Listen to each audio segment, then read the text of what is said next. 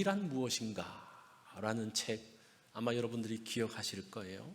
마이클 샌델이 지은 책이죠. 그로부터 10년 후에 또 하나의 책을 출간했습니다. 물론 그전에도 책을 출간했지만 그 책의 이름이 공정하다는 착각입니다.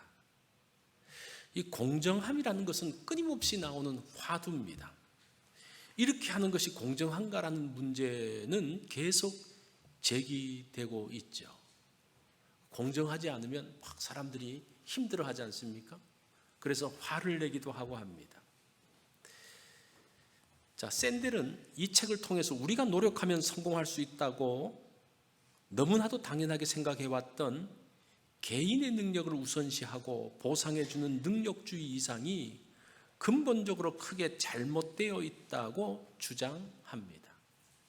이러한 능력주의가 제대로 공정하게 작동하고 있는지, 공정함이 정의라는 공식이 정말 맞는지를 한번 진지하게 짚어보고 있습니다. 우리가 지난주에 봤던 내용, 아메리칸 드림이라는 게 뭐였습니까? 자기의 능력대로 자신의 꿈을 이룰 수 있다는 거죠. 내 능력이 있는 만큼 내 능력을 가지고 꿈을 이룰 수 있다는 것. 그런데 여기서 사람의 능력이 공평한가에 대한 문제를 제기하고 있어요. 사람의 능력이 공평한가? 여러분, 능력들이 다 공평해요? 그렇지 않은 것 같아요. 그리고 내가 능력을 갖고 있어도 주변의 도움, 또 특별히 집안에서 도움을 주어서 개발시키고 발전시킬 수 있는 것, 그건 역시 공정하지 않다는 겁니다. 더 심각한 것은 태어나면서부터 사람은 공평하게 태어나지 않았다는 거예요. 어차피 출발선이 다른데 능력대로 얻을 수 있다며 공정만을 내세운 것, 그러면 능력이 부족한 사람들은 어떻게 살아라는 말인가? 이런 화두를 이 마이클 샌델이 제기를 하고 있습니다. 이런 공정에 대한 갈등은 부설 시내에서도 나타나고 있습니다. 오늘 성경에서도 그게 나오고 있어요. 그래서 다윗 공동체가 분열될 수 있는 상황에서 뭐가 공정하냐? 그것 때문에 싸우고 첨예하게 대립할 수 있는 상황에서 다윗은 성경적인 원리를 제공합니다. 공정함이 무엇이냐? 그 기초에 다윗의 공동체가 세워지고 다윗의 나라가 세워지고 있습니다. 자, 그러면 다윗 공동체의 기초를 다졌던 부솔로 우리가 한번 가보도록 하겠습니다. 다윗은 10년 동안 도망자의 생활을 했습니다. 사울이 계속적으로 다윗을 추적하죠. 다윗이 왕이 될 것을 알고 다윗을 죽여야만 자기의 왕위가 든든하다고 생각을 합니다. 이 시절은 참으로 다윗에게 있어서 힘들고 처절했던 순간들입니다.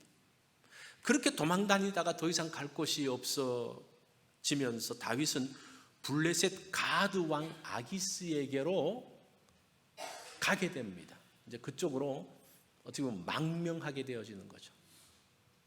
다윗이 블레셋 아기스 왕에게 간 이유가 있습니다. 다윗은 8년 동안 도명자로 살면서 투항하지 않았습니다. 절대 다른 나라로 가지 않았습니다. 물론 초기에 잠깐 갔다가 다시 돌아오는 것은 있지만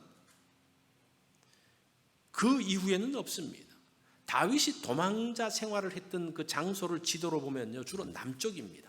남쪽에서 도망갔어요. 그 남쪽 지역이 어디인고 하니 유다 지파의 땅이에요. 그 다윗도 유다 지파고 그 피난한 곳도 유다 지파의 땅으로 피난합니다. 왜냐하면 같은 지파니까 도와줄 줄 알고 그쪽으로 피난합니다. 그런데 유다 지파 사람들이 다윗을 고발하기 시작합니다. 사울 왕이 다윗 여기 있습니다라고 말하기 시작. 그러면서 굉장히 큰 실망감을 갖게 됩니다. 같은 지파도 믿을 수 없게 되었습니다.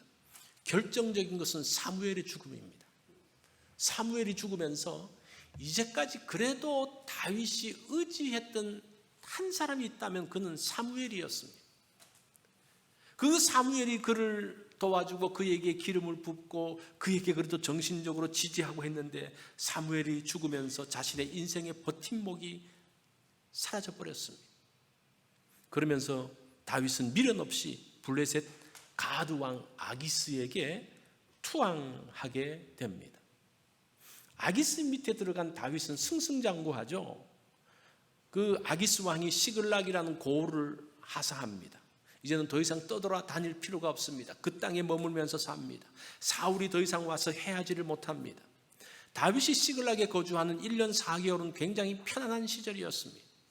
다윗은 시글락에 거하면서 아기스 왕에게 유다 고울을 친다고 말하면서 실제적으로는 아말렉 사람들을 치기 시작합니다. 그리고 아말렉 사람들을 쳐서 그들로부터 전리품을 빼앗아 오면서 그 다윗의 금고는 이제 커지기 시작했습니다. 창고가 풍성해지기 시작했습니다. 그래서 그 다윗이 거주하는 시글락 성은 나날이 부유해졌습니다. 양과 소떼가 많아졌습니다. 함께하는 사람들의 가정 형편도 좋아졌습니다. 시글락은 안전하고 풍요롭고 평안한 땅이었습니다. 그렇지만 그는 비겁한 삶을 이어가고 있었습니다. 다윗이 뭐라고 말합니까? 시글락에 있으면서 아기스 왕이 이번에는 어딜 쳤지? 그러면서 내가 유다 고을에 어디를 쳤습니다. 실제는 아말렉 사람의 고을을 치고 말로는 거짓말로 유다 땅의 고을을 쳤습니다. 그러면서 거짓말하면서 한 1년 4개월을 이어갔어요. 어떤 분은 성경 이거를 보면서 봐라, 다윗도 거짓말하면서 풍요를 만들어 왔지 않냐, 이런 거짓말은 괜찮다 뭐 그렇게 말하는데 사실은 그거는 아니에요. 이건 분명한 잘못입니다. 다윗이 편안한 시간을 보내는 사이에 드디어 블레셋과 이스라엘 사이에 전쟁이 벌어집니다. 더 이상 피할 수 없는 상황 가운데 들어가죠. 블레셋의 군대가 아벡에 모였습니다. 그러면서 이스라엘 군대와 대치합니다. 그때 이 두 나라의 전쟁에서 총력전을 하기 때문에 아기스가 다윗에게도 참여하라 그래요. 전쟁에 참여해라. 그래서 어쩔 수 없이 다윗은 군대를 이끌고 그 600명이지만 그 군대를 이끌고 시글락에서 아벡까지 올라갑니다. 이 전쟁터에 다윗이 나타난 걸 보면서 블레셋 장수들이 그냥 깜짝 놀라는 거예요. 아니, 저 사람 이스라엘 사람 아니야? 아니, 전쟁을 하다가 갑자기 돌아서 우리를 치면 어떡하려고 지금 그래? 그러면서 이 장군들이 아기스 왕에게 항의를 합니다. 왕이여, 이러다가 우리 큰일 납니다. 그래서 그 블레셋 장군들이 반대하면서 다윗은 어쩔 수 없이 전쟁터에서 물러나서 다시 시글락으로 가게 됩니다. 여기 보면 아벡이라는 곳이 제일 꼭대기에 있거든요.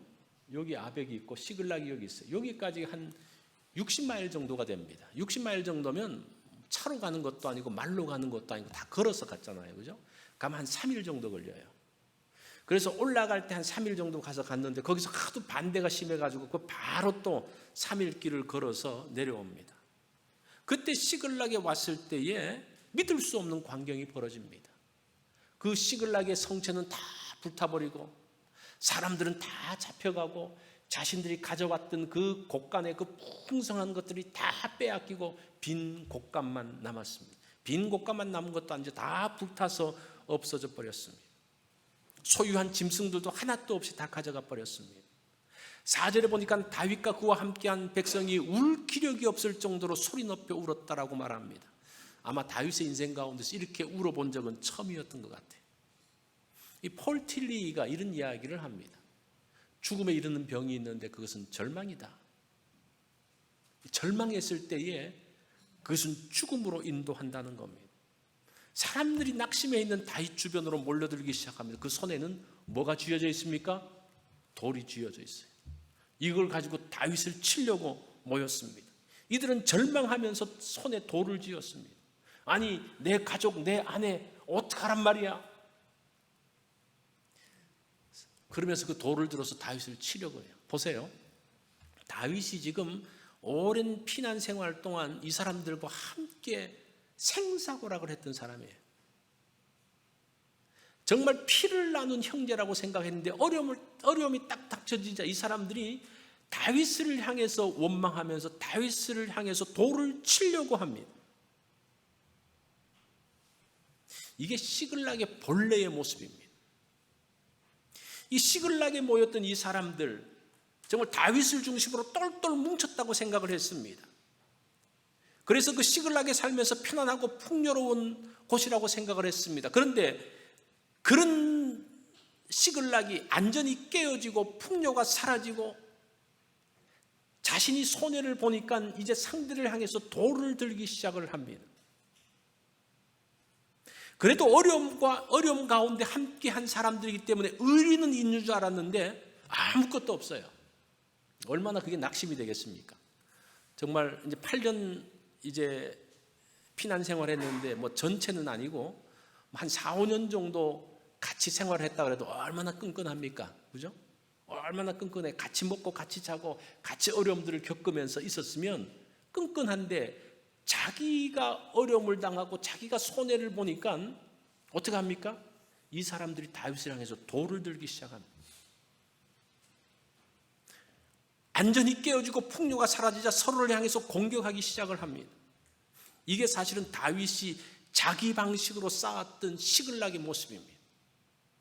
뭔가 다윗이 그 함께 있었던 사람들에게 무엇인가를 해주고 무엇인가 풍요를 만들어주고 안전을 만들어줄 때는 야, 우리가 한 남이가 한 형제처럼 이렇게 있는데 그 모든 것들이 깨어지니까 서로를 향해서 원망하기 시작하고 돌을 들기 시작을 합니다.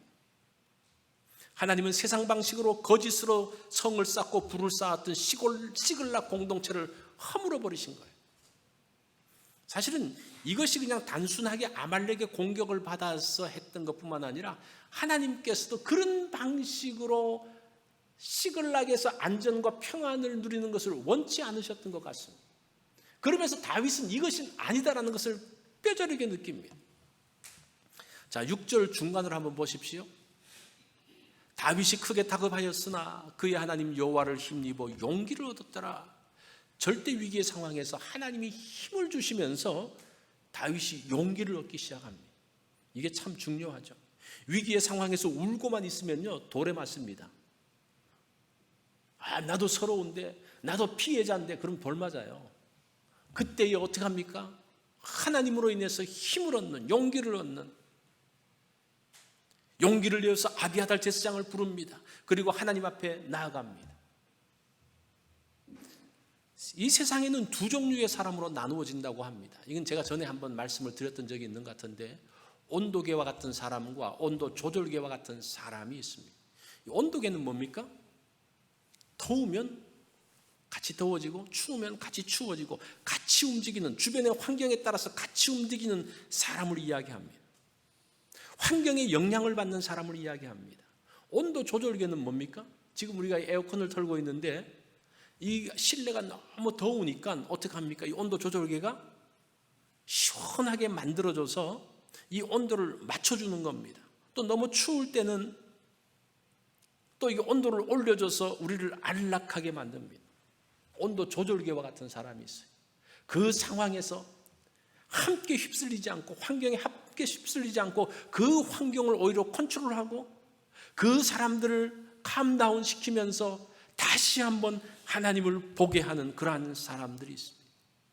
다윗을 향해서 돌을 들었던 사람은 온도계 같은 사람이에요. 뭐야? 이런 일이 있어? 우리가 이렇게 위급해? 당장 돌을 들면서 그 상황에 따라서 반응하는 사람, 온도계와 같은 사람이 있어요. 그러나 다윗은 여호와를 힘입어 용기를 얻었습니다. 하나님과 연결되면서 에너지를 얻습니다. 절망의 상황에서 소망을 만들어갑니다. 이 온도 조절계와 같은 사람이죠. 이것이 절망에 빠진 시글락을 구원하게 하는 힘이 됩니다. 8절을 보면 이렇게 말하죠. 다윗이 여호와께 묻습니다. 내가 이 군대를 추격하면 따라잡겠나이까 하니 여호와께서 그에게 대답하시되 그를 쫓아가라. 네가 반드시 따라잡고 도로 찾으리라. 이 다윗이 이제 주변에 영향을 미치는 거죠. 하나님께 물어보면서 주변에 영향을 미치는 거죠. 야, 우리가 이렇게 울면서 서로를 향해서 돌을 들고 원망해서는 안 된다. 하나님께서 이렇게 말씀하시니까 가자. 이게 이제 그 모든 것들을 온도를 조절해내는 모습이에요. 시글락을 친 사람들을 따로잡을 수 있다는 말을 듣고 다윗이 군대를 이끌고 추격합니다. 그런데 어디로 가야 될지 몰라요. 어디 갔는지 어떻게 합니까? 그곳에서 부솔 시내까지 내려옵니다. 그 부솔 시내까지는 한 19마일 정도가 됩니다. 한 30km. 거기까지 내려옵니다. 보세요. 지금 이 군대들이 올라갈 때 3.1km 올라왔죠. 내려갈 때 3.1km 올라왔죠. 그 부솔 시내가 불탄 걸 보면서 그냥 급해서 또 19마일을 또 내려왔죠. 그러니까 부솔 시내에 도착했을 때에는 200명이 지쳐가지고 난 못 가겠다. 그렇게 말하는 거예요. 그러면서 그냥 이 200명이 그냥 지친 게 아니라 그런 배경들을 보면 한 일주일 동안 그냥 계속적으로 행군하고 계속적으로 긴장 가운데 있었기 때문에 그럴 수밖에 없습니다. 이 부솔 시내가 어떤 곳인가? 이 부솔 시내의 사진 있는 거를 했는데, 이 시내라는 단어, 우리가 성경에 보면 강이라는 단어를 한 3가지 정도로 쓰고 있어요. 큰 강, 유브라데 강이라든지 나일강 같이 큰 강을 쓰는 단어가 있고, 그 다음에 작은 개천, 와디 같은 게 있고, 그 다음에 그 부솔 시내라고 쓸 때에는 작은 개천이 아니에요. 한 폭이 한 1km 정도가 된다고 합니다. 그런데 가물 때는 물이 없어요. 그렇지만 물이 완전히 없은 건 아니에요. 가운데 물이 쫄쫄 흘러요. 비가 오면 확 넘쳐요. 그래서 한 부솔 시내가 한 1km 정도가 된다고 합니다. 그 양쪽으로 절벽처럼 돼 있고, 보세요. 지금 이제 구름다리로 만들어가서 이제 건너갈 수 있도록. 그러니까 이 지친 사람들이 6일 동안 하고 또 거기서 19마일을 달려서 온 사람들이 이 1km의 강폭을 넘는 것 자체가 힘든 거예요. 그래서 거기서 200명이 두 손을 듭니다. 못 가겠습니다. 그러자 다윗은 그 200명을 남겨두고 400명을 데리고 적들을 추격합니다. 이곳에 물이 있기 때문에 이 사람들이 충분히 쉴 수 있습니다. 자, 그러면서 11절에 보면 이상한 일을 하나 겪게 됩니다. 무리가 들여서 애굽 사람 하나를 만나 그를 다윗에게로 데려다가 떡을 주어 먹게 하며 물을 마시게 하고 그에게 무화과 뭉치에서 뗀 덩이 하나와 건포도 2송이를 주었으니. 자, 부솔 시내를 건너서 계속적으로 어디론가를 가는데 그 앞에 한 사람이 있는 거예요. 애굽 사람 한 사람이 있는 거예요. 그 사람이 거의 죽었는지 어땠는지 거기 있습니다. 그 사람에게 가가지고 이제 먹을 것을 줍니다. 가족들을 구출하는 것보다 일단 이 사람에게 먹을 것을 주기 시작합니다. 그리고 무화과와 건포도를 먹고 애굽 사람이 정신을 차립니다. 이 사람의 이야기를 들어보니까 이 사람은 그 아말렉 군대에 있었던 종이었습니다. 같이 그 진영들을 노략하는 데 있었던 사람입니다. 그런데 이 아말렉 주인이 이 애굽 사람이 병든 걸 보고 그냥 버려두고 그냥 가버린 거예요. 그런데 그 다윗의 무리가 그 사람들을 정신 차리게 하고 회복시켜주면서 이제 실마리를 찾게 됩니다. 자, 다윗의 군대가 지금 급하게 추격하고 있지만 이 쓰러져 있는 사람에게 관심을 가짐으로 인해서 뭔가 새로운 단서를 만들고 있는 것을 보게 됩니다.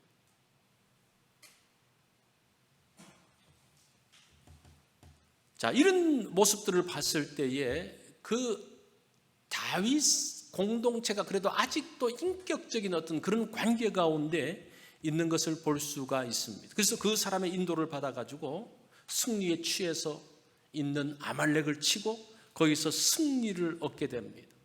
그 놀랍게도 다윗 공동체의 가족들을 다 구원하게 됩니다.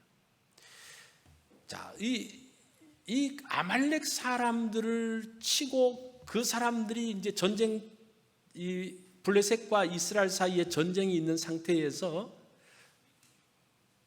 이 아말렉이 정말 교묘한 사람. 성경에도 보면요, 그 민수기에도 보면 이 아말렉 사람이 얼마나 야비하게 했는지에 대한 이야기들이 나오는데, 어쨌든 이 아말렉이 그런 전쟁 가운데서 있었던 그 주변의 나라들을 빼앗았던 그 전리품들을 다윗이 승리함으로 인해서 다윗이 다 그것들을 가지고 옵니다. 가지고 오는데 가지고 돌아오면서 가족들과 그 모든 사람들, 또 소와 양과 전리품들을 다 가지고 옵니다. 자, 그런데 드디어 이제 부솔 시내에 왔어요. 우리 22절을 같이 한번 읽어볼까요? 이 전리품을 어떻게 나눌 것인지에 대한 이야기가 여기에 나옵니다. 22절 시작. 그들이 우리와 함께 가지 아니하였은즉 우리가 도로 찾은 물건은 무엇이든지 그들에게 주지 말고 각자의 처자만 데리고 떠나가게 하라. 자, 전쟁에서 승리해서 얼마나 기쁘겠습니까? 그 기다리던 사람들도 전쟁에서 승리해서 오는 걸 보면서 얼마나 기뻤습니까? 가족들을 보면서 얼마나 기뻤습니까? 그랬는데 그 분위기가 일순간에 바뀝니다. 뭐 때문에? 이걸 어떻게 나누는 게 공평한가에 대한 문제를 말하면서 분위기는 일순간 싸늘해집니다. 이 몇몇 사람들이 뭐라고 말합니까? 전쟁에 참여하지 않은 사람들은 전리품을 주지 말자. 우리가 고생해서 가는 사람들이 가져야지. 그 대신 너희 가족은 주겠다. 처와 자녀는 주고 전리품에 대해서는 손대지 말아라 라고 이야기합니다. 이 원래 전리품은 전쟁에 나간 사람들의 몫입니다. 이게 당시의 법칙이었어요. 오늘날 전쟁은 어떻습니까? 국가에서 전쟁 무기를 다 제공해 줍니다. 뭐 각종 무기들을 갖고 그냥 맨몸으로만 가면 돼요. 군복부터 시작해서 다 줘요. 그래서 전쟁에서 이기면 그 전리품을 누가 갖습니까? 국가가 다 가져요. 그런데 고대 사회에서는 전쟁을 할 때에 개인이 무기를 가져가야 돼요. 도시락도 자기가 싸가야 돼요. 그리고 군복도 자기 것을 가져가야 돼요. 그래서 그럼 어떡하냐? 그래서 전쟁을 해서 이기면 전리품을 자기가 챙기는 거예요. 좀 다르죠? 이제 그게 어떻게 보면 공평할지도 모르겠어요. 이제 그런 시대에 지금 그런 이야기를 하는 거예요. 아, 지금 우리가 수고해가지고 나가서 했는 것 다 우리 거지. 지금 그런 상황, 그래서 뭐가 공평한 건가? 그때 다윗이 이렇게 이야기합니다. 23절에 다윗이 이르되 나의 형제들아 여호와께서 우리를 보호하시고 우리를 치러 온 군대를 우리 손에 넘기셨은즉 그가 우리에게 주신 것을 너희가 이같이 못하리라. 전장에 나갔던 자의 분깃이나 소유물 곁에 머물렀던 자의 분깃이 동일할지니 같이 분배하는 것이니라. 여기서 공정함이 무엇인지에 대한 이야기가 나와요. 자신의 능력으로 얻은 것은 나의 것이 공정하다는 사람들에게 말하는 거예요. 또 공동체가 다 같이 먹고 살 수 있도록 하는 것이 공정이라는 사람. 이게 두 가지 부류죠. 어떤 사람은 내가 한 만큼, 내가 노력한 만큼 내가 가진다. 어떤 사람은 그래도 공동체가 있는데 같이 참여하지 못했더라도 그 공동체 사람들은 먹고 살아야 되지 않느냐. 이 두 가지의 공평함이 있습니다. 여러분들은 어떤 게 공평하다고 생각해요? 어떤 게 공정하다고 생각합니까? 내가 한 만큼 갖는 것이 공정합니까? 아니면 그래도 우리 가운데서 그걸 못했지만 그 사람들에게 나누어서 함께 먹고 사는 것이 공정하다고 생각합니까? 자, 하여튼 뭐 여러분들이 생각을 해보십시오. 자, 여기서 만약에 지쳐가지고 전쟁에 나가지 못했던 사람이 자기 가족만 데려간다면 이 사람은 뭘 먹고 삽니까? 먹고 살 길이 없잖아요. 그 같은 시글락 공동체에, 그 같은 공동체에 있으면 어떤 사람은 이번 전쟁을 통해서 잘 먹고 잘 살고 부자가 되는데 이 사람은 이번 전쟁을 통해서 자기가 몸이 아팠든지 힘들었든지 전쟁에 참여하지 못함으로 해서 완전 망하게 되어지는, 자기가 전에 가지고 있었던 그 모든 재산마저도 다 빼앗기게 되는 그런 상황 가운데서 어떻게 해야 될 것인가? 제가 서두에 말했던 것처럼 마이클 샌델의 주장이 이겁니다. 사람들은 공평하게 태어나지 않았다는 겁니다. 공정을 이야기하는데 내 능력껏 무엇인가를 하는데 사람은 공정하게 태어나지 않고 공평하게 태어나지 않았다는 겁니다. IQ가 다 다르잖아요. IQ가 다 똑같습니까? 능력이 다 다릅니다. 신체 조건이 달라요. 어떤 사람은 키가 크고 등치가 큰 사람이 있는가 하면 어떤 사람은 키가 작고 힘이 없는 사람이 있습니다. 어떤 사람은 예술적인 재능을 태어날 때부터 가지고 있는 사람들이 있습니다. 처음부터 인생은 공정하지 않다는 거예요. 그런데 그런 사람들을 향해서 네가 능력껏 일한 만큼 가져간다, 그것이 공정이다라고 말하면 이것은 바른 것이 아니라고 이야기를 해요. 그러면서 이 마이클 샌들이 뭐라고 이야기하는 거 아니? 그래서 공동선이라는 더 높은 가치를 발휘해야 한다. 그래서 부족한 사람도 함께 살 수 있도록 해야 한다. 같은 공동체 내에 있으면 더 능력이 있고 더 능력이 없는 사람들이 있을 때에 능력이 있는 사람들이 능력이 없는 사람들과 함께 살 수 있도록 하는 것이 공정한 사회다라고 이야기를 하고 있습니다. 자, 이것은 마이클 샌들의 이야기고, 성경은 뭐라고 이야기합니까? 다윗은 하나님께서 승리를 주셨기 때문에 하나님께서 주신 것을 함께 나누는 것이라고 이야기합니다. 민수기 31장 27절을 보면 하나님이 전리품을 나누는 방식을 이미 말씀하셨어요. 그게 뭡니까? 같이 읽어볼까요? 시작. 그 얻은 물건을 반분하여 그 절반은 전쟁에 나갔던 군인들에게 주고 절반은 회중에게 주고. 하나님께서 이런 전쟁 가운데 있을 때에 어떻게 전리품을 나눌 것인가에 대한 이야기를 이미 했어요. 다윗이 그것을 그대로 적용하는 거예요. 그대로 말하는 거예요. 그 이유는 뭐라는 겁니까? 하나님께서 승리를 주셨기 때문에 그렇게 함께 나눈다고 이야기합니다. 사실은 이게 이제 신약으로 오면 포도원 품꾼 비유도 마찬가지예요. 그래서 포도원 주인이 이 품꾼을 부르잖아요. 아침 일찍에 사람이 오고 그 다음에 또 오고 여러 번에 걸쳐서 오고 마지막에는 거의 한 1시간 남겨두고 사람을 또 부릅니다. 그래서 일을 했는데 얼마를 줍니까? 제일 늦게 온 사람, 1시간 일한 사람에게 한 데나리온을 줘요. 그런데 한 3시간 일한 사람에게도 한 데나리온을 줘요. 하루 종일 일한 사람에게도 한 데나리온을 줘요. 이 공정합니까? 공정하지 않습니까? 공정하지 않죠. 그래서 불평을 말하잖아요. 아니, 나는 하루 종일 일했는데 저거 맞습니까? 근데 여기서 사실은 관점의 차이인데, 품꾼 주인은 무엇인가 하니 이 사람들이 일해가지고 이 가족이 하루를 먹고 살 수 있을까? 그러니까 자기 포도원에서 일한 사람이 하루 먹고 살 수 있는 비용을 주는 거예요. 그게 이제 하나님의 모습이죠. 포도원의 주인이 하나님이죠. 하나님은 어떻게 한다는 겁니까? 그 일한 만큼의 어떤 그 차별, 그것도 중요하지만 이 사람이 과연 이거를 가지고 그 가족이 먹고 살 수 있는가에 대해서 더 관심을 갖는다. 이게 하나님의 공정이라고 이야기를 합니다. 그러면서 다윗이 그 원리를 그대로 적용을 해요. 이게 잘 좀 이해가 안 되는 분들이 있을 거예요. 이제 그 포도원 품꾼 비유에서도 사람들이 그랬던 것처럼 우리가 자본주의 사회를 살다 보니까 그게 충분하게 이해가 되지 않습니다. 그렇지만 이것이 하나님의 관점이고 이것이 부솔 시내에서 이야기하고 있는 겁니다. 그러면서 다윗 나라의 원리가 이 부솔 시내에서 만들어집니다.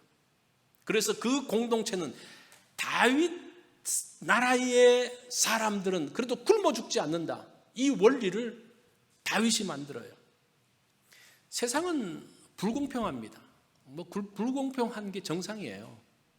그걸 가지고 너무 이제 공산주의처럼 많이 번 사람을 빼앗아 가지고 어려운 사람에게 나눠주라, 그것이 맞지 않는 것은 사실인 것 같아요. 어차피 세상은 불공평, 빈부 차이를 보면 그렇습니다. 근데 부솔 시내의 원리가 상대적 박탈감을 해소하는 게 아니에요. 이거 여러분 오해하지 마세요. 제가 그 모든 사람들에게 공평해야 된다는 말이 상대적 박탈감까지 채워줘서는 안 된다는 거예요. 어떤 사람은 더 많이 벌고 더 좋은 집에 살고 이제 이렇게 있어요. 그런데 그렇지 않은 사람이, 당신은 왜 나보다 더 좋은 집에 살아? 당신은 나보다 왜 더 많은 돈을 갖고 있어? 우리 다 똑같이 하자. 그것을 말하는 게 아니라는 거예요. 여기서 말하는 건 무엇인가 하니 우리가 공평하신 하나님이라는 것이 똑같이 가지자는 게 아니고 하나님께서 우리를 먹이시고 입히신다는 믿음을 가지고 감사하며 사는 것을 이야기하는 겁니다. 어차피 어떤 사람은 좋은 집, 그렇지 않은 집에 살아요. 그렇지만 그 작은 집에 살면서도 하나님께서 늘 나를 채우시고 먹이시는 것을 알면서 감사하는 것, 그게 지금 이 부솔 시내를 통해서 말하는 것이지, 나도 저 사람처럼 더 좋은 집, 더 큰 차, 뭐 어떻게, 그걸 말하는 게 아니라는 거예요. 제가 이렇게 말하는데 이해가 되실런지 잘 모르겠는데, 지금 어차피 우리는 이 빈부의 격차 가운데 살아요. 그렇지만 최소한의 생활을 할 수가 있다면, 우리가 먹고 사는데 불편함이 없고 그렇게 한다면 그것을 하나님께 감사하면서 나가는 것, 그게 부솔 시내의 원리라는 겁니다. 너도 똑같이 가져, 이게 아니라는 거예요. 아시겠어요? 그래서 지금 이게 지금 잘못된 원리들로 말하면, 너는 왜 더 많이 월급을 가져가? 그 능력이 그렇게 안 되면, 그 역할이 그렇게 안 되면, 또 자기가 했던 것이 그렇게 안 되면 그만큼만 갖는 게 맞아요. 그런데 그만큼 가지는 것이 그래도 내가 생활할 정도가 되면 괜찮다는 거예요. 무슨 말인지 아시겠죠? 그러면 거기서 감사해야지. 또 다른 사람을 보면, 이 상대적이라는 말이 있죠, 그죠? 상대적 불평에 빠지기 시작하면 우리가 힘들어져요. 신앙생활하기도 힘들어져요. 하나님도 불공평해 보여요. 그래서 우리가 이 부솔 시내의 원리들을 보면서 공평하신 하나님이 우리를 먹이시고 입히신다는 그 믿음 갖는 것, 그러면서 그 가운데서 감사하며 사는 것을 말하는 겁니다. 그럴 때에 우리가 하나님의 손길을 보면서 살 수가 있습니다. 자, 오늘 이 부솔 시내에 대한 이야기들을 했습니다. 부솔 시내는 무엇입니까? 우리가 함께 나가는 것을 이야기하는 겁니다. 우리가 함께 나누는 것을 이야기하는 겁니다. 그렇지만 함께 나누다 해서 똑같이의 그런 개념보다는 최소한의 하나님께서 보장하시는, 우리의 삶들을 하나님께서 지금까지 보장하셨다는 그것에 감사하며 반응하는 것, 그것이 부솔 시내의 모습이고 그것이 다윗 왕국의 기초인 것을 보게 됩니다. 우리가 신앙생활 하면서 그렇게 하잖아요. 우리가 헌금을 하잖아요. 어떤 사람은 많이 하고 어떤 사람은 적게 하고 하잖아요. 그렇지만 여기서 누리는 것은 똑같이 누리는, 그것이 하나의 헌금의 원리, 바울도 그런 원리들을 말하고 있습니다. 똑같은 원리예요, 모든 부분에서. 오늘 우리가 이 부솔 시내를 통해서 하나님의 공정이 무엇인지를 한번 생각해 보는 그러한 시간이 되어지기를 바랍니다. 기도하겠습니다.